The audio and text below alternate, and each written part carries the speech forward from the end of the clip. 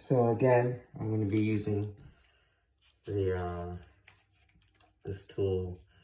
And again, it's not as a sharp corner. It's not a sharp corner, but it's just enough so when you get there, and again, you just want to just remove the varnish. I've started it here already.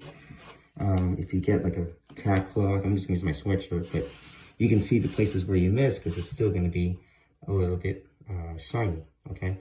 Again, most of the edges here, so.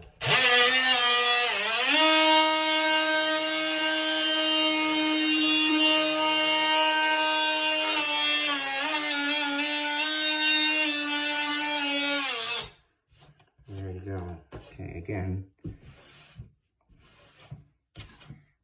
so you can tell right then and there that it's actually, you know, again, it doesn't have to be perfect. I could have just used like my hand to kind of sand this down, but as you can tell, it just goes so much quicker. So, and I'm just gonna work my way up. I still have to tape up there a little bit, but so it's just, it's that easy, and it's quicker when you have using tools, okay?